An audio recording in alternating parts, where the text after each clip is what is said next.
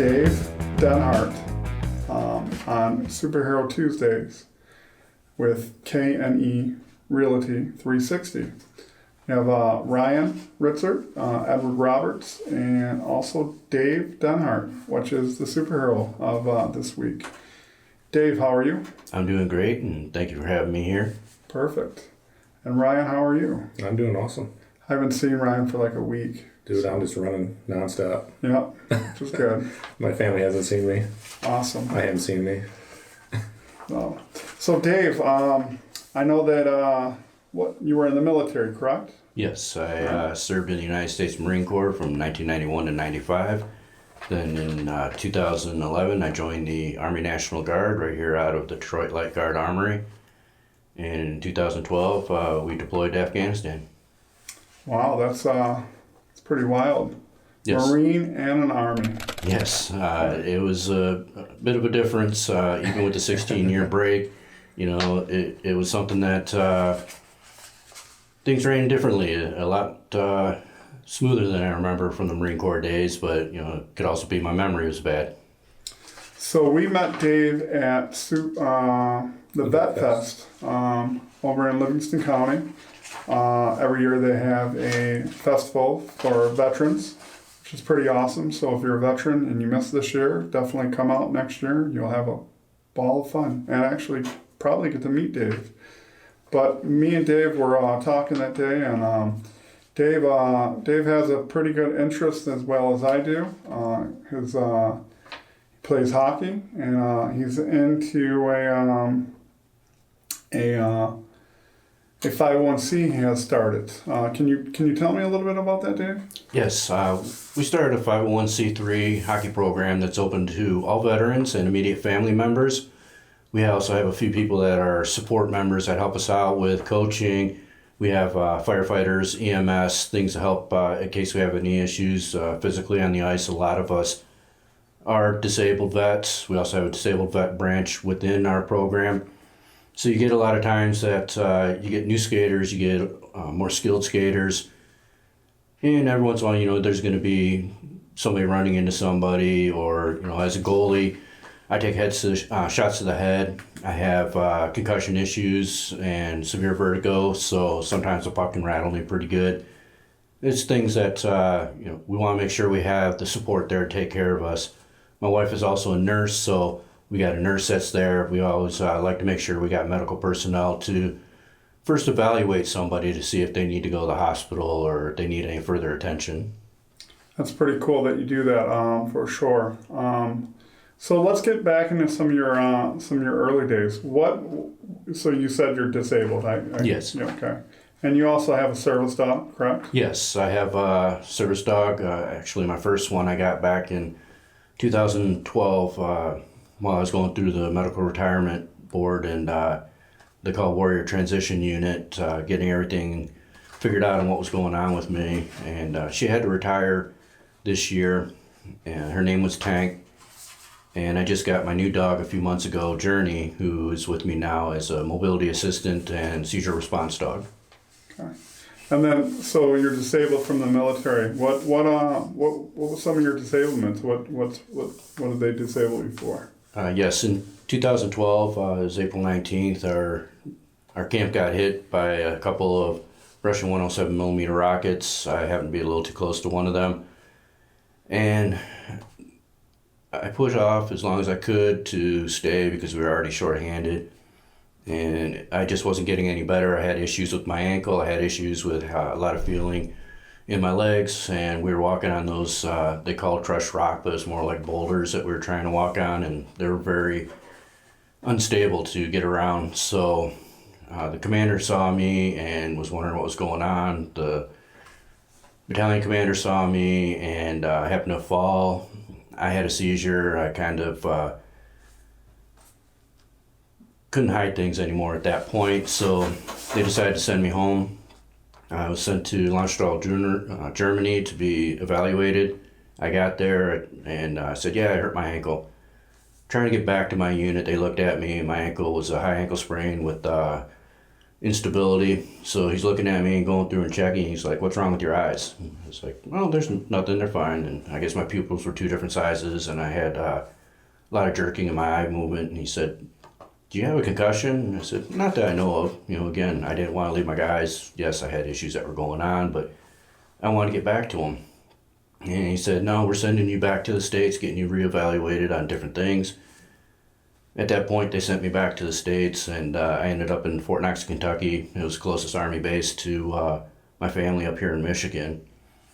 And they started looking at things and doing MRIs, CAT scans, X-rays. They were doing a lot of tests on different parts of my body. And they found that I had a traumatic brain injury. From a result from that, I have double vision at times. I have my pupils get to different shapes, different sizes from each other, which causes part of that double vision. I have the nerve in my right ear, middle ear was dead.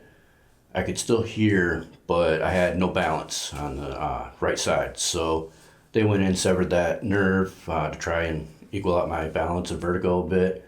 It helped for a little while, but unfortunately it regrew. I'm one of the rare cases that the nerve regrew, and now I have hypersensitive hearing in my right ear. So I have to be careful around large crowds, noises, things like that. I can set off my vertigo, which can help induce a seizure. I have the vertigo from the double vision in the ear. I had surgery on my left shoulder to remove 1/4 inch of the collarbone that slid over. They thought at first it was a bone spur and found out different when they got inside. I had ulnar transposition on the left elbow, and I had carpal tunnel on the left hand. I still have clawing and issues. It didn't quite fix the issues with my left arm, but you make the best of things. I've got gait disorder with my right leg with difficulty with feeling and the nerves. I've got 3 herniated discs in my neck. I've got arthritis on my right side of my neck. The herniated discs are on the right side, arthritis on the left side and left shoulder, and there's a bunch of little things as well. But yeah, I got messed up pretty good. I have to wear sunglasses all the time because I have light sensitivity. So it makes a lot of things in life challenging, but there's people out there worse than me, and it's all about what can I do to make myself better, keep myself strong, and help my family see that they can accomplish anything they want as long as they keep going. That's awesome. I just want to point something out there. During that whole speech, 4 times you said, "I just want to get back to my soldiers. I just want to drive on with the mission. I just want to get back to my soldiers." And yet you had all that wrong with you, and you're still trying to be with your soldiers, still accomplish the mission. And that goes back to like some of the ethos in the Army, and one of them is selfless service. And that's why I say that's like a number one. That's like that selfless service right there. Yeah. And a lot of the big jokes about guys in the military, especially being in infantry as I was, is drink some water, hydrate, walk it off. Big thing before, it was even take a couple Motrin, you'll be fine. It's just a thing where we all have injuries. We all have, our backs are going, our knees are going. We're carrying all this gear. We're walking in all these different terrains. We're running. We're, in gunfights, you're running from one place behind cover to another, and you're carrying all this gear, and you're dodging what you can, and you're trying to get cover under whatever you can. It's a thing where there's nobody in your company, your battalion, there's nobody around you that doesn't have some kind of hurt going on. So, the mentality is don't ask for help. The mentality is suck it up. You can take whatever you got. You're no better than the other guy next to you. You're brothers, you got a camaraderie. You're willing to die for the man next to you. Race, religion, culture, none of that matters. We're all green. We're all brothers. We're all family. And yeah, that was the big thing, was just getting back to my family. Mm-hmm. Yeah. So I will say that it's pretty wild that you've been through all this. And thank you for your service for sure. Thank you. Well, you've been through a lot, and you still are motivated, and your mindset is definitely there for a superhero. I will say that. The mindset's there. And I say it all the time when people come up and say you're a hero, and say no, I was just doing my job. I understand why people think that I'm a hero. To me, it's hard to accept a title like that because there's so many brothers that I lost. There's so many, that have done a whole lot more than I have. I see heroes every day that are around, and to me, being a hero is you get up in the morning, you go do your job, you take care of yourself, take care of your family, you take care of the things that you need to take care of, because there's so many out there now that are not interested in taking care of things. And it's gotten to become, an issue with our society now. It's gimme, gimme, gimme. To me, if you're going out and you're doing what you're supposed to do in life and you're trying your best to do what you can and you're making the best out of your life, you're the one that I look up to, because you're doing what you can for your family, for your friends, for your life. I mean, that's what life is about. It's not about sitting around being lazy and, looking at what somebody can get for you. It's about going out there and working hard and enjoying what you have.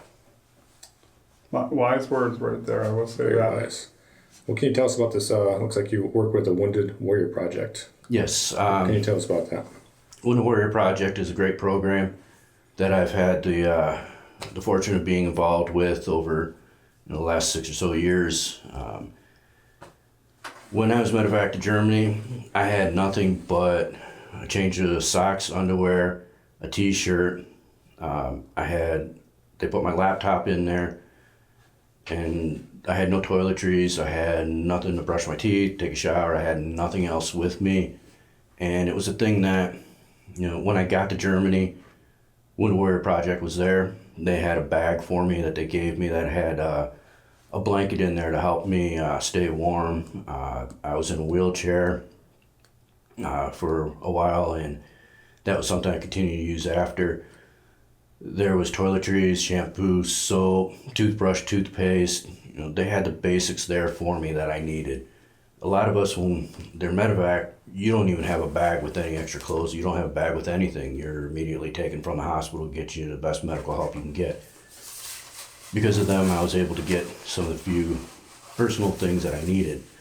When I returned back to the States, I've been able to get out involved in many of the things that I enjoy and do. Being able to go fishing, being able to go on something they call a soldier ride.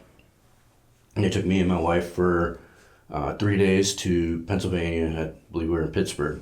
And we got to learn how to use a recumbent bike, because I can't do, with my vertigo and issues, a regular bike. And with my left arm being bad and arthritis and everything with my neck, I couldn't do the hand cycle. So you got about 30 guys, all other disabled soldiers that are there. And we're just riding around the city of Pittsburgh. We got police escorts, we got firemen out there escorting us, we got people on the side of the roads cheering us. We had other things we were doing. We went out to nice places to eat. We were able to go out and see the city. We were able to go to a Pittsburgh Pirates game, sit up in a suite that was donated, and be able to watch the Pirates play. Now, of course, it wasn't the Tigers, but it was a baseball game, so we had to enjoy something. And it's just that being able to have these things that get me out of the house. According to the government and the VA, I'm supposed to sit on my couch all day and watch TV. I'm not supposed to be left alone. I need 24-hour supervision. That's why I have my dog. That's why my wife's here with me today. By the way, is that light bothering you? No, that's why I have my sunglasses. I'm good, but thanks.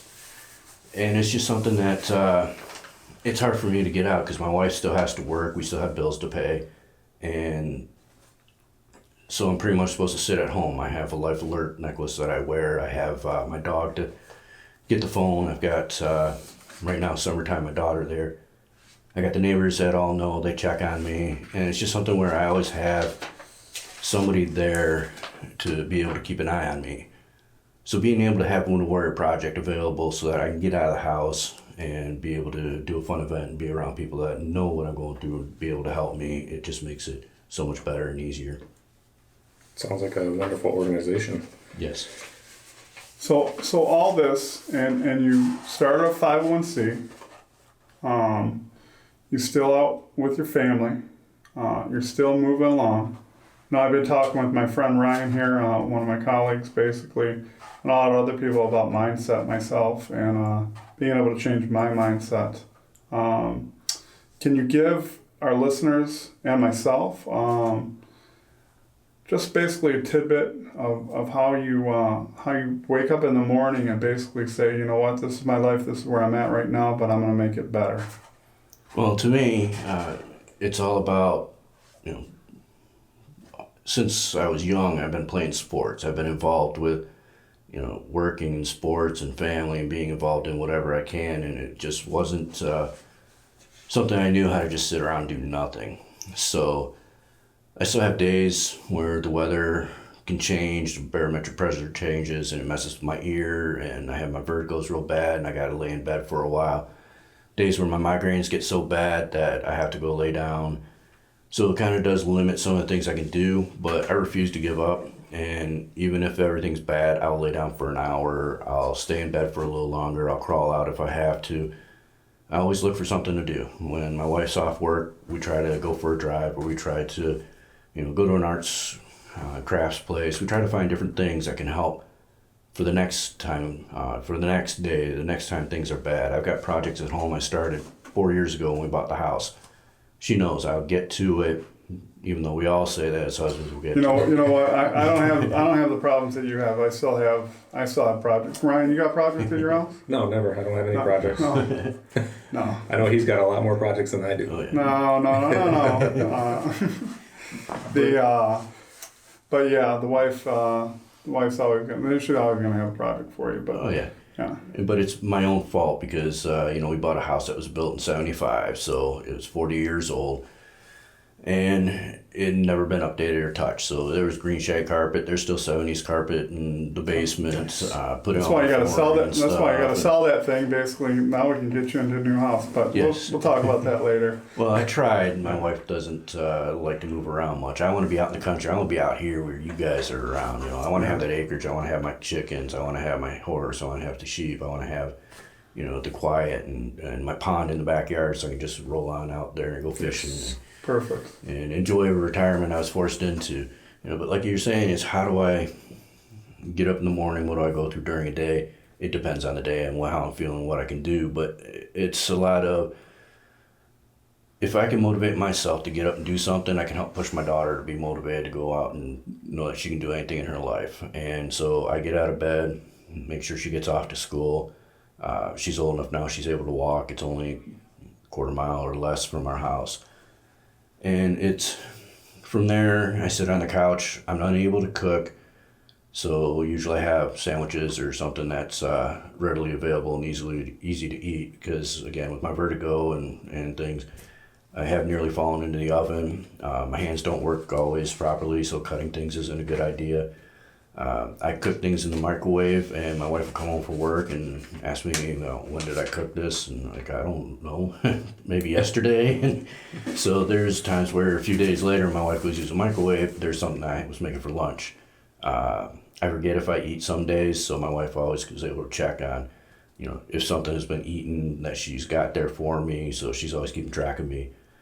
She does my meds for me, so she can always check every time she gets home from work. You didn't take your meds today. Did you take your meds today? We don't have to go through that. She can see it right there. So, you know, a lot of times it's just sitting there waiting for my wife to get home, finding things to do, researching things on the internet, just finding fun things to do, looking at crafts and things. You know, when she gets home, she's tired. I try and, you know, watch TV or spend time and, you know, figure out things. We try to do things. But for the most part, her days off, we just run around and see what kind of trouble we can cause. So I heard, sorry Ryan, I didn't mean to interrupt you, but I heard that basically when you wake up in the morning, you think about your daughter. And that's what I was going to say. Yeah. Why? Yeah. That's what we focus a lot in our office is when we wake up, we first think about why we're here, why we're doing what we're doing. And that drives you. Yes. And a lot of it's being active, not just sitting there, just getting up and doing stuff. And it takes your mind off of bad things and puts your, you know, on good things. And well, the suicide rate with veterans and military is 22 a day. And you look at the other groups that are high rate, police, fire, first responders, things that we see, we go through, attribute to that. Some of the other problems are you get out of the military and you're used to, I got to be up at 6 a.m. I got to be here for formation. I got to be here for physical training. I got to be here for starting my work day.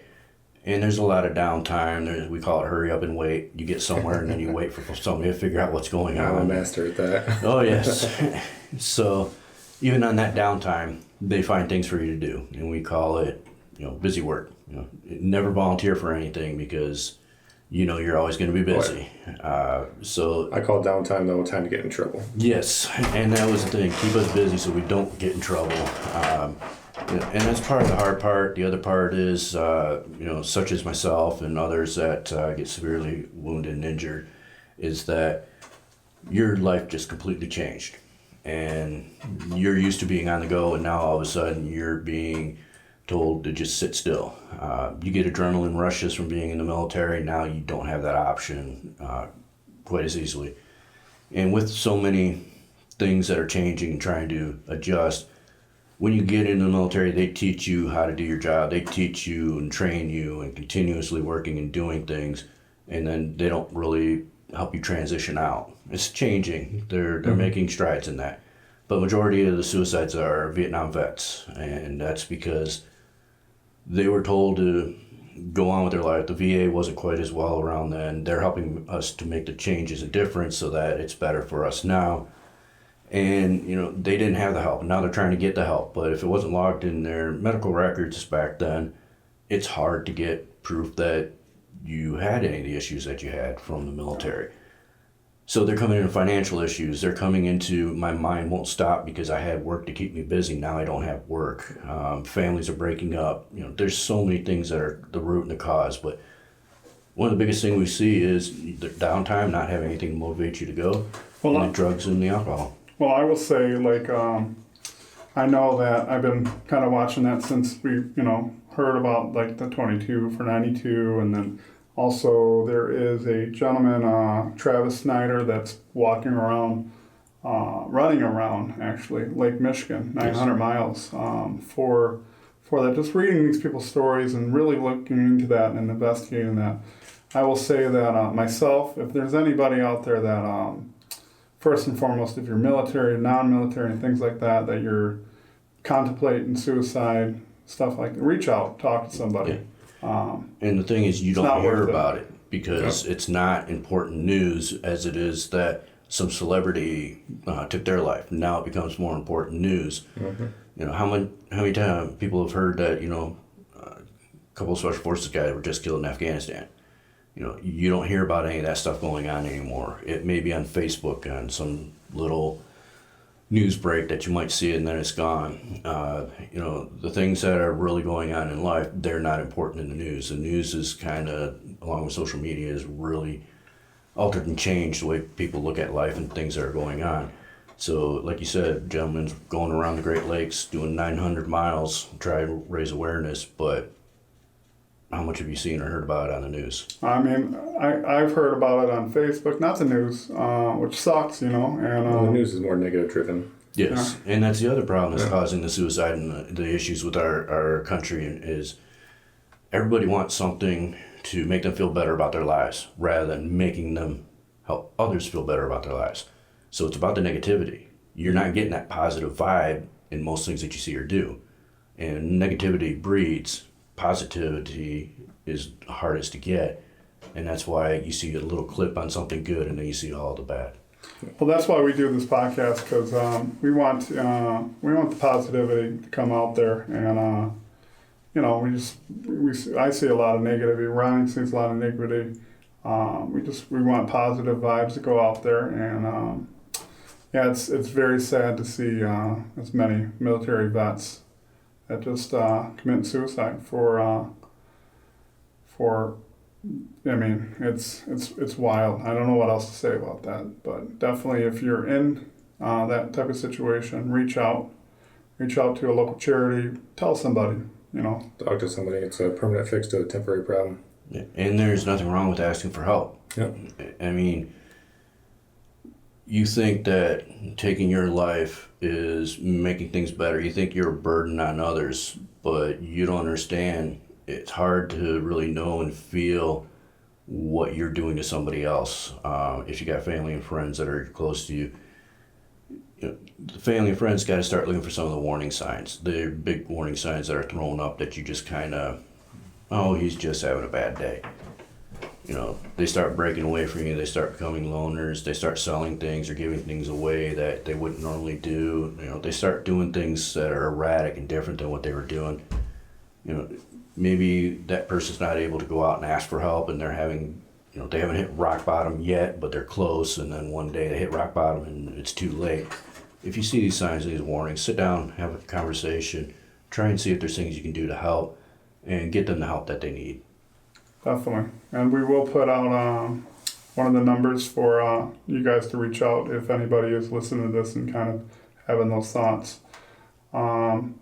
Ryan's actually a paramedic, critical care paramedic, so he sees a lot of that stuff himself, you know. It's very sad. Very, very sad. Yes. So I've had a few soldiers myself that have committed suicide and I know them very well.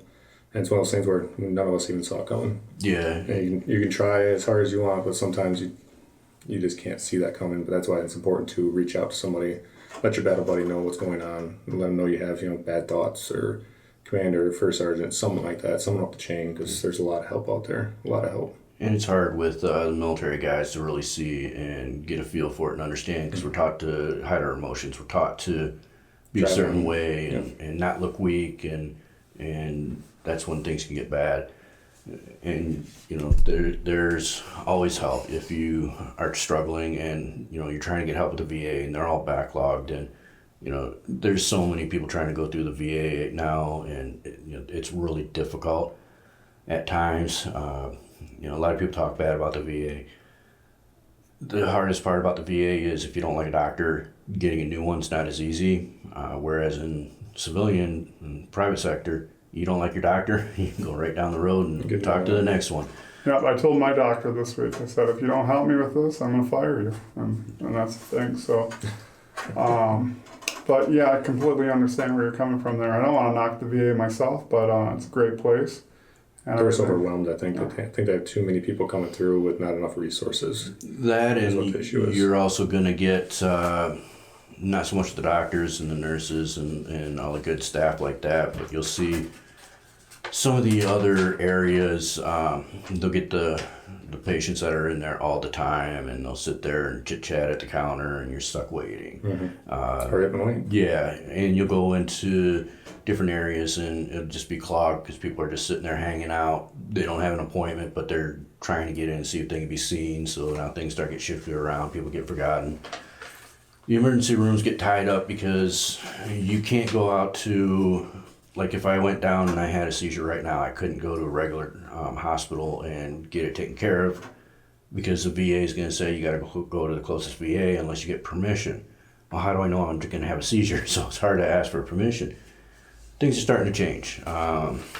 Trump has opened the door for you can now get care outside of the VA, and some of the issues have been, I know guys that have been seen, they got permission and it's been 2 years since it's been paid. Well, that doesn't get charged to the VA. That gets put on the credit of the individual who went to that hospital, and then they wait for the VA to make it up, and now your credit's destroyed. Well, I didn't even realize that. Yeah, so there's some things that are getting sped up, and they're trying to work things out. Nothing's perfect. You know, you can go out in the civilian world and you can have issues with your insurance company, and you think you're covered under something and you're not, and then you get a bill a month later and you're trying to figure it out. You know, even with medications, anything that's new, the VA doesn't have. Right now I get migraine shots. It's kind of like an EpiPen, and they're $2,000 a piece. And they last for 1 month, but because it's something new, and I've gone and exhausted other methods where they cause dizziness, I got vertigo, I can't have that. You know, they can cause other issues that, you know, deal with the issues that I already have. So medication has been rough on what I can use and what I can't, and this shot is something that doesn't have side effects that affect me. Well, the VA says we're not covering it because we don't carry it. There's not a non-genetic form of it. So they say no, but I've got my TRICARE and Medicare for being retired, and now I have Social Security as well, that they cover it enough to where I think I pay $20 a month copay. That's good. But I have to keep getting all these paperwork and all this stuff from my doctor saying it's working. I still need it because it costs so much to be able to have them cover it. Well, what happens in a year from now and they say, well, we don't want to cover it anymore. Now it becomes, what do I do? So, things change, and it's not just private sector, the VA, it's everybody. Hi everyone, I hope you're enjoying the episode so far. Just want to take a break into action to say thank you for watching KNE Realty 360. And while you're here, please take a minute to like and subscribe below for more episodes of other fantastic content produced by my amazing team. You can also follow us online via Facebook or Instagram at KNE Realty 360. Thank you, enjoy, and keep it real. So getting back to some of the projects that you work on and things like that, trying to get my mind off of the suicide, 22 vets, things like that. Definitely, let's kind of switch appointments here, switch things here up. What are some of the things that you're doing right now to help on? You have your own 501c, I know that. Yes. Definitely. And we will get some information out to you guys about where you can donate to his 501c and where you can donate to some of the other things that he's involved with. What are some of the other things involved with? I do see on here that you help raise funds for Operation Injured Soldiers, a nonprofit organization on South Lyon. Yes, Michigan. I've been involved in some of their fundraisers and golf outings that they've done. I was picked as veteran of their golf outing, I think 3 years ago. They do the whole flag ceremony. They bring down the flag, fold it, and handed it to me. So I had the pleasure of having that honor with them. I do, of course, the Motor City Veterans Hockey Association, Hockey 501c3 that we started about 2 years ago. And, we're open to all veterans and immediate family members. We just want to get people out of the house and have fun. If you've never played before, if you played all your life, we take all skill level and we all help each other out. It's more about we get there an hour early so we can sit and talk. Yeah. We forget, we got to get ready and race in the locker room, get ready, get on the ice, do our thing. Get off the ice, spend 2-3 hours out in the parking lot afterwards. It could be freezing cold. We're still out there just, joking around, having a good time, doing what we used to do. Do you have to be a disabled vet to get into that? Okay. We're open to all veterans. We do have a disabled branch within our program. Okay. We have that because we want to have the ability to have the safety there for those who need it. We do have a relationship with sled hockey program as well. Okay. So if there's always ways we can make things happen. Oh, that sled hockey is so amazing. Yes, it's awesome to watch. And one of the things that we're involved with our disabled program is that USA Hockey puts on what they call Disabled Hockey Fest, and it's every March, April. That they have in different places. This year's was Tampa in Florida. Next year is going to be in Pittsburgh, Pennsylvania. We had one here a few years ago that was out of Fraser, and if you get a chance to be able to see one, watch one, it's amazing. You want to know what motivation, determination is, you got to go watch this. They have blind hockey. They have blind deaf hockey. It's this big puck that has a bell inside it. Okay. So that the blind can hear it and know where it's at. Mm-hmm. And the deaf can see it. So the goalie's completely blind. Wow. One defenseman's completely blind, the other defenseman's deaf. And they're communicating with each other. And it's a game. And they're playing a game. Yeah. Wow. That's awesome. And then I gotta see this. Yeah, it's amazing to be able to watch it. You gotta let me know when this YouTube comes up. I'm gonna check that out on YouTube for sure. And then there's sled hockey where even somebody who's a quadriplegic and they're paralyzed from the neck down, they're in a sled and they have a person standing behind them with a pole that comes up that they're able to hold on to these individuals and push them. And the individual that's in the sled can say, I want to go right, I want to go to the left, and can communicate which area they want to go in. And then they have a stick that's attached to each side, so the gentleman behind him can turn the sled and hit the puck. Mm-hmm. Majority of the time, they're not touching the puck. They're not doing much in scoring and shooting and things like that. But that's not the point of it. They're having a blast. The point is they're out doing something. Yeah. They're doing what they're told they'd never be able to do, and they're playing hockey. And that's what it's all about. Like I said, with our veteran program, it's not about winning and losing. We don't care about that part of it. Yeah, it's nice. We do have some of the competitive people involved as well, but we're more about being together. I'm gonna get Ryan out there. Definitely. Ryan, you I ready to can't get skate, skated? man. I can't skate. I- I can ski all day long. Last time I skated, you can ask my wife, my feet were above my head and my head was about to hit the ice. But we will teach you. And that's the thing is, it's not so much about playing hockey. It's about helping each other learn, but it's also, you know, So you it goes along- were saying basically that when you guys first meet up, it takes about an hour and a half to even get Yeah. on the ice because you guys are camaradeing, talking to each other, things like that. But it's Yeah. not just the veterans, and that's what this is about. It's about the family, and that's why we have them involved too. Because you can have the veteran that can go out there and they can be involved and they can have their healing, and that's what most programs around the country are about. Not just hockey. I'm talking about all these Okay. veteran groups that are out there. They forget the most important part is the family, because they're there for us. They have to deal with us when our life was changed to come back. We're interrupting their lives, because when we're deployed, they continued on. And when we get back, now things are different because they have to deal with us after. You know, I hear that from most vets, not to interrupt you, but Oh. basically I hear that from most vets, you know, it's about the family, which it is about the family. But I will say too, is like going back to what you were talking about earlier and how vets don't ask for help or this and that, or they think everybody else is better, you know, kind of the better hero or whatever.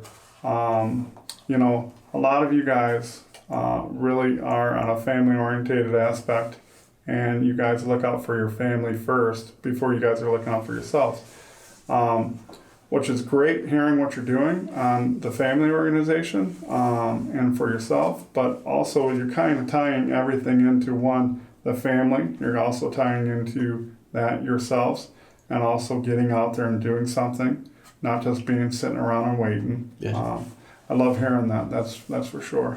And the thing that's most amazing, that you get a chance to be out around us and be around doing this. And another group that I was on the board with and I do a lot of work with is called Warriors and Caregivers United. They're more about the caregiver and the family than the warrior. Yeah.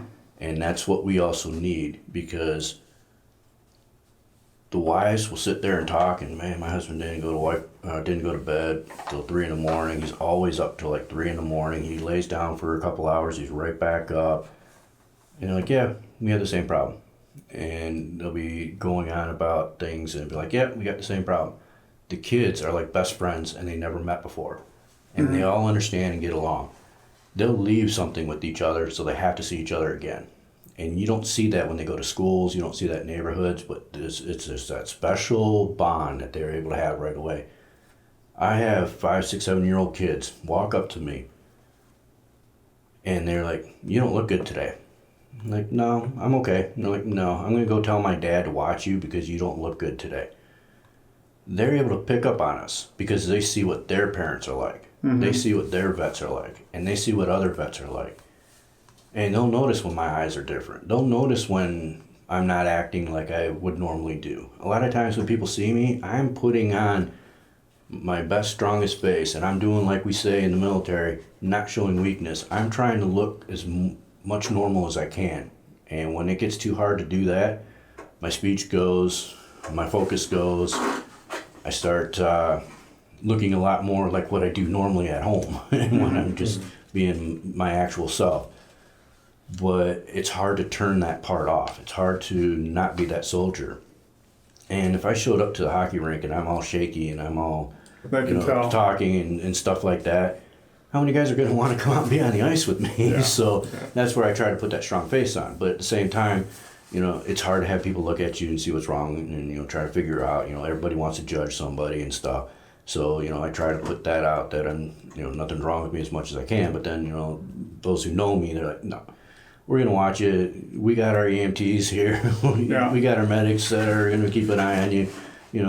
My guys, they all know me. They know when to watch me more. And, I get seizures on the ice. I've had concussions on the ice. I've been taken down by, the regular Joes who play in these leagues, and we call them beer league superstars. You think they're scouts up in the stands, playing lowest D level. They're supposed to be for novice and beginners. Mm-hmm. And, we're trying to play that because we got a lot of broken guys, and take Well, the knee to the side of the head and stuff. I'm just gonna come out next week and I'm just gonna burn you guys out. Oh so. yeah, we'll be happy I with know. that. Just don't be surprised if I stuff you because everyone's like, "Wow, you're really hurt," because I can move when I want. My leg know. doesn't always work, but for 1 hour, I'm putting myself through the most immense pain that I can because I enjoy what I'm doing for that hour, and then I'll sleep if I can for the next week, and I'll cry like a little baby in the fetal position, but it's worth it because if anything you enjoy, it's worth putting yourself through everything you can to do what you love. You gotta have something you enjoy. Yes. And disclaimer that I'm not gonna pick up on your clients next week when you can't walk. No, that's I fine. just want to throw that out there. I do skate. I do skate. My kids skate. I got an extra wheelchair. Just like yourself, you said that, you just said that when you're out there for the hour, you'll go back home and you'll be in pain, you'll be this and that, but that hour of freedom for you is really what it's all about. You gotta have something you enjoy. Yeah, having something you enjoy. And one of the nice things is I had some nonprofits help out. I fell and tore my groin over my toilet in my bathroom. Vertigo kicked in. It was a small, like most houses, a master bath is this little closet with everything piled on top of each other, and a normal person can walk around it. I turned from the sink and tried to turn. I turned too quick, and next thing I know, I went over the toilet, and my legs up in the air over the toilet, tore my groin, and I bashed my head into the wall and counter next to it. EMS had to come get me out. Lots of fun. The groin pain, that had to hurt. Yeah, it took a while to heal from that. So, we got asked around, tried to see what kind of help we get. And, the VA's got such a wait list on doing modifications of houses that we couldn't wait that long. So we had some great groups, Center for 5 Fund, Operation Homefront, a lot of the major groups around the country that help out soldiers and stuff, and they came out and they paid the $25,000 to have my bathroom, a spare bedroom turned into a master bath, and then the master bath that was there next to the closet opened up and just made it into one large walk-in closet. So we had roll-in shower put in, we had everything opened up because it was such a big room that we put a bathroom into. We were able to do a little bit more to make it ADA accessible for me, so I haven't had any issues now. It's been a whole lot easier. But I got a jacuzzi tub that I bought and put in there. So it helps me when I have those days where my body isn't doing so well. On the days that my arthritis is kicking up real bad, my neck's bothering me, my nerve pain's shooting, I've got something to help me relax. Yeah. And my wife has gotten me hooked on this, and I'll take my man card away and say I've been using those bath bombs. Yeah. Because it helps relax me when I'm in there, and I need those. We use the ones that help with headaches and migraines and things. So it's things that I got going on that these things I can say they have in a way at times helped, and so that's been a big thing. And then, Just to let you know, Ryan's using what is it, lavender, right? Yes. You're on the lavender kick right now. Every once in a while. Yeah, every once in a while. It's supposed to help you like chill out, sleep. Yes, my wife got me the essential oils that's got all kinds of different mix with lavender and stuff, and you rub it on your temples and jawline. Yeah, my daughter and does all of stuff. that. I don't do that kind of stuff. Yeah, I don't care for it, but she likes to do it. And I'm like, well, it makes her happy, I'll do it. But Semper Fi Fun, a great organization, have helped me out a few times, and they're always calling and checking on me. They know I have the seizures, and they know I have the physical pains and issues that I deal with on a daily basis, so they actually sent me a nice massage chair. So I want to get one of those. I know. So I go sit in the bath, I soak, I get loosened up a bit, I go sit in the massage chair, and I can actually go to bed at night. That's awesome. So it helps, and there's a lot of things that I don't ask for them. My wife kind of deals with a lot of that stuff, and there's many things that have been offered from many different groups and things, and I try and push them on to other guys I know that need them, but a couple things that do come up that help. I'm living on disability and my wife's paycheck, so Definitely take those guys. I will say, like myself, working with a lot of vets, I see that a lot of vets don't ask for help. A lot of vets don't ask for the discounts. A lot of vets don't ask for things. You guys are both vets. What do you think about that? Do you think ask for your discounts, ask for your help, ask for things? What do you guys think? Majority of the time I don't ask. I have, of course, the Lowe's discount because I do a lot of work on my house. That is something that You really guys, helps us, all you vets you guys need to ask for your discounts. You'll save so much money, it's unbelievable. Right, but at the same time, you don't want to look like that. You know, you see the guys that are. Listen, you're using bath bombs. You can ask for a discount at Applebee's. But you see a lot of stolen Valor, and that's become a real big issue. But you don't want to be that guy. That you're not stealing Valor. You're not stealing Valor. No, but we don't want to promote things like that because, you know, people hear, oh, I get a discount, and they start wanting to run and do things. And again, we don't like to ask for things. We're told to take care of ourselves. And I've even had it to where, like, I don't even ask for the discount. They can see the haircut. They can see my demeanor. And there's like, oh, hey, you know, we got a military discount, right? And then they'll give it to me. But when I'm in Army and once I leave Army, I take off the uniform and I'm just a civilian. I still have the military discipline, but a lot of people don't know that I'm in the military. It's just one of those things. You know, you have a military family. Once you're off the job, then you got your civilian world, and you got your family, and that's how things go. That's how my mindset is pretty much. And a lot of the clothes that I wear have, like today, things about the Fallen Wounded Soldier Fund, a great Michigan nonprofit that helps soldiers and, you know, veterans in the 9/11 Afghanistan era with financial need while they're waiting for their VA to go through and other modification, things like that they can help out with. Ask for help. I'm doing all these events, so I'm wearing clothes to say, hey, I'm a volunteer. This is you the event still I'm don't looking ask. for. And I don't ask, but they'll see it and they'll give it to me. So, you know, sometimes I don't have to ask. And then there's just places that I normally visit. I don't try and change. To me, I want to change. I don't like going to the same places. I don't drive the same route. I don't do certain things because that's part of my training. But my wife has certain things that she likes, so we go to certain places and they know us. You know, I have a dog. They see my dog. They know my dog. Everybody knows my dog's name before mine. It's just that kind of thing that, you know, you get known where you go. Well, I will say myself, you know, our company, Ryan can vouch for this. He works for our company. And in our company, Ryan, we do a big thing for vets.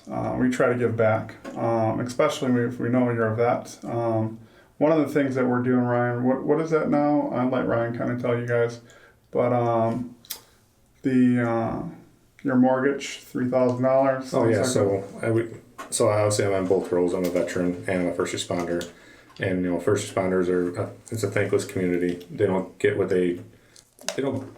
they deserve pretty much. And same thing on the military side of things. Military side of things where we have a few more programs than what first responders have. But for the VA vets, we have an awesome program through Benchmark Mortgage where we're giving $3,000 back to that individual, first responder or veteran. You get it in your pocket, so you can use it for whatever you want. You can use it for a closing cost. You can use it to buy down your interest rate.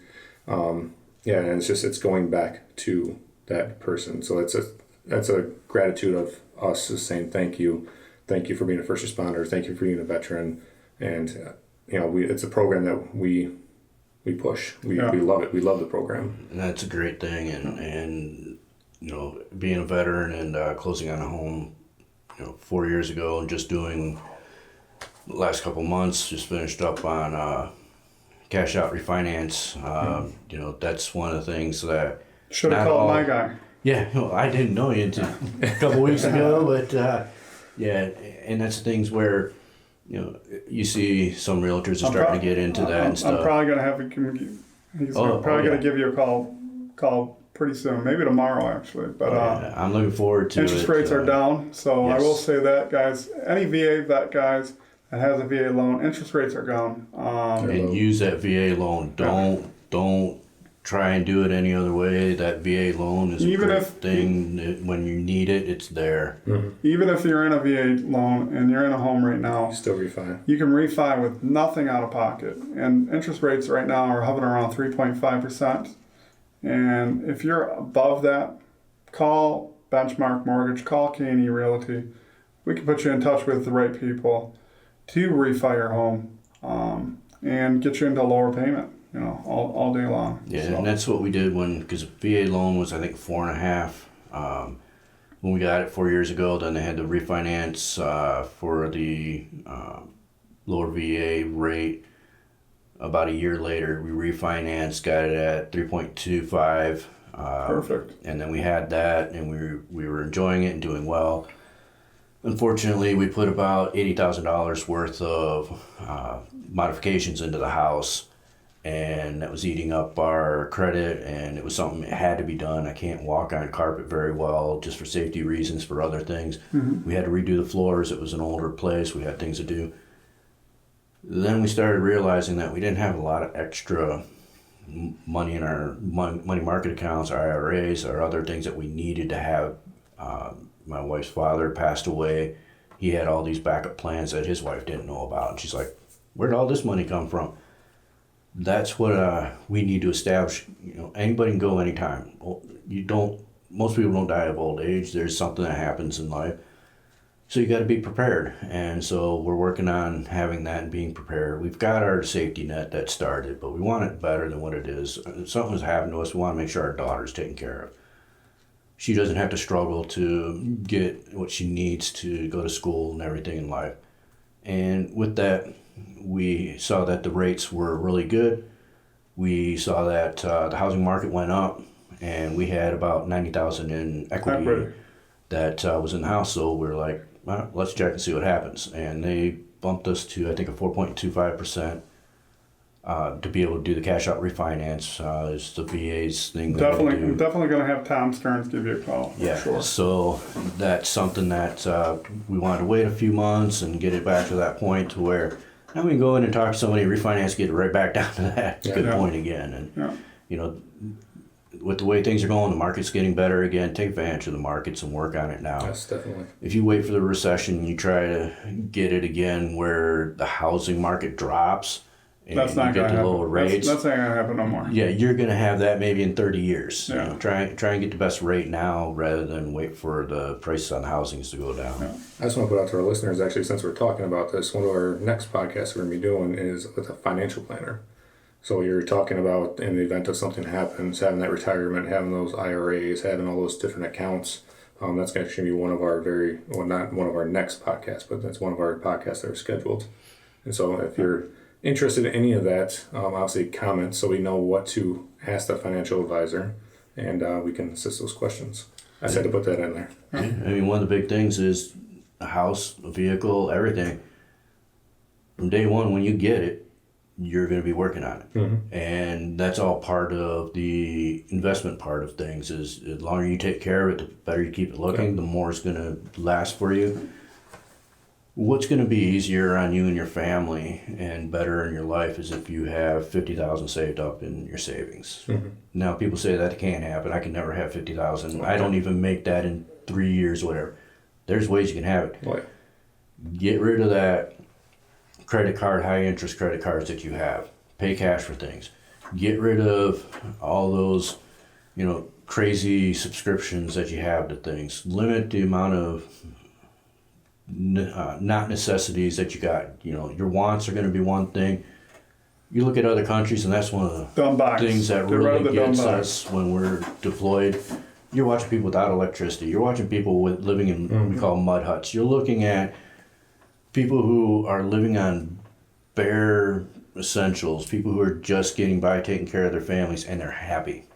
Well, they don't know any better, and they're happy. You got people here that get mad because they can't have Netflix. Yes. So actually, the funny thing is I have another guy coming on next week for Superhero Tuesdays. His name is Ed, same name as me, and basically he was talking to me about the simple facts of the freedoms that we have in the United States. Mm-hmm. Military guys, both of you guys, really realize the freedoms that we do have in the United States. You talking about people living in mud huts, people this, people that. Really check yourself and make sure that you know that you don't got it that bad. Yeah. And especially, I've got a gentleman from the Wounded Warrior Project gets me a house 2 days a week. We get 10 hours to go out and have $20 to spend each day that we go out. And we usually go out to breakfast. We have a certain place we go because the food is great. It's a mom and pop shop, so we're helping out our own family in the community. And you get a nice sized portion out of it, and we enjoy that. And then we go fishing. Or he's been coming over to my house, and he's been helping me lay the stone around my fireplace because it was brick and I didn't like it. I did the pallet board wall in the background. It was get rid of that old 70s wood panel and hide it and kind of give me that cottage feel. And it's a thing you don't like the shag carpet? Yeah, no. I grew up with it, so yeah. But it's a thing that he almost died of cancer, and he was stage 4. They didn't think he was going to live, and he ended up beating it. It's in recession now, and That's awesome. he's doing better. So he has a different outlook on life, and the things that I went through, I have a different outlook. So we're like really work well together because we have that same thing that don't take granted of anything at any time. Enjoy every minute of every day, and make the best out of it in any way that you can. If more people looked at it that way, I mean, life is amazing. Things taste better. Things smell better. You enjoy things. You are happy to get what you can. A friend of mine's telling me about, how many summers I have left and things like that. Just looking at things like that, changing my mindset, changing the way I think about things. It's making me motivated more. It's making me be able to, eating things and enjoying life a little bit better, like you just said, for sure. Definitely.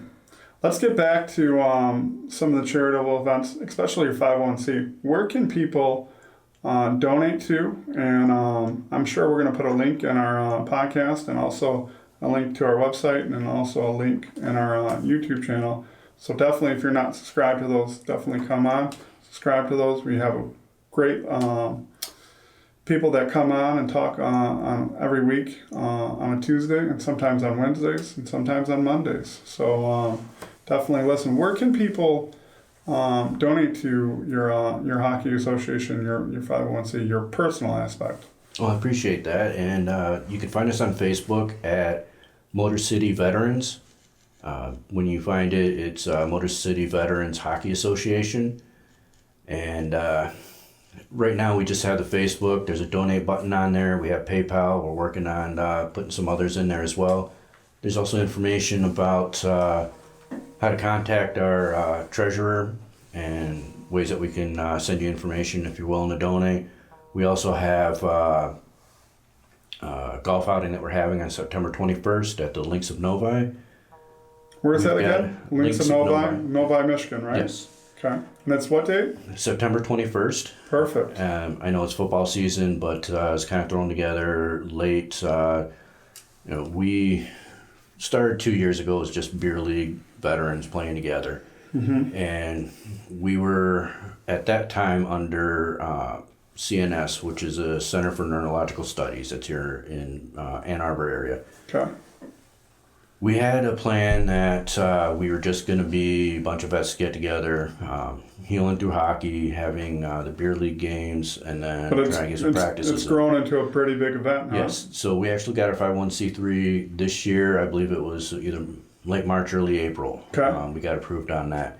So it's something that had been in the works. So since then, now we're starting our fundraising. Now we're starting to put things together. We're going to start working on the website. So right now things are kind of limited on what we do have, but we're growing and we're going to make it big. And we have 56 members as of Monday of last week. That's and awesome. We're even getting more. At VetFest, I got 47 people that signed up from there. Yeah. So, I'm actually going to get involved with you guys myself and everything. I will say to our listeners out there, especially our Michigan listeners, this is a Michigan charitable thing that they do. This is a Michigan 501c. This money goes to our vets that are in the state. Also, you help other things and stuff like that. We understand that. Yes. But that 501c that you started is helping vets in our state. It's helping vets and veteran families come out and enjoy hockey and enjoy skating, learn how to do this stuff, and enjoy family-oriented things. Putting a smile on their face. Yeah, putting a smile on their face. And those that are out of state, you can help us as well by, if you're unable to help our program here in state, there are programs in, I believe we're up to 26 teams now around the country. Wow. And that's who we play against when we do some of these hockey tournaments. We got the Armed Forces tournament coming up in Las Vegas in October. We're not going to be there again. It's hard for people to take time off from work, vacation time, things with the family. We have certain ones that we do right now. We're looking forward to getting involved in those later. But we have Disabled Hockey Fest, and we play in what they call the Standing Warrior Division. So we're only playing against other teams. To qualify, you have to have a 10% disability with the VA or higher. And so you got some guys like me that have severe injuries. You got some guys that have tinnitus or stubbed their toe at some point. So you got all different kinds of ranges of skill and injuries and things. And it gets to be a good fun time. And it's about being together and having a little fun and helping each other heal. Yeah. You get some rowdy guys that cause issues and problems. We're trying to work on that and weed it out and stuff. But there's teams all over the country. And, you know, if you want to learn more about it, you can always contact us at Motor City Veterans, and we will be able to get you in contact with ones in their area. Again, we're about family, and they're our family too. Perfect. Well, I will say is that website again for Facebook is what? It's Motor City Veterans. Okay. You can find it that way, or look up Motor City Veterans Hockey Association. Perfect. So there's donations that you guys can do to that and get involved and things like that. I will say that anybody that's looking to reach out and looking to help, definitely contact KNE Realty. We can help you put you in touch with Dave. Dave, I want to say a few things before we leave here. Yes. I want to also thank you for your service, okay? Thank you. I want to thank your family, your wife, the things that you've done, the things that you're doing right now, and also thank you for waking up every day and just getting yourself out there. Ryan, also, I want to thank you for your service. I tell this guy every day, but he's kind of getting sick of me on that. I only get like 20 calls a day from him, so Yeah. So sometimes I want to kidnap him, right? You know, and he's tried. but again, Dave, myself, I want to thank you for your service, and then Ryan, I'll let you kind of. Yeah, I want to thank you again too, Dave. Yeah. Again, any last few words you want to put out there to anybody else? The biggest thing is, thank you, Ed and Ryan, for having me here. Thank you for your support, Ed, of the military community. You know, it was great running into you at Vet Fest. There was 2,800 veterans and their family members that were there. It was the largest veteran event in the state of Michigan, I believe. Mm-hmm. And it was amazing. And just being able to talk to each other and have just that much of a imprint on each other from that one meeting to be able to come here and be here today and doing this, you know, it's just been a great thing, and a great thing that you're doing for veterans, and looking forward to, you know, many more years of talking and seeing all the veterans that we can help and things we can do to make lives better for not only just veterans but their families, and see how we can get the community involved and help their lives as well. Definitely, for sure. All right. Well, thank you for listening, and catch us on our next podcast.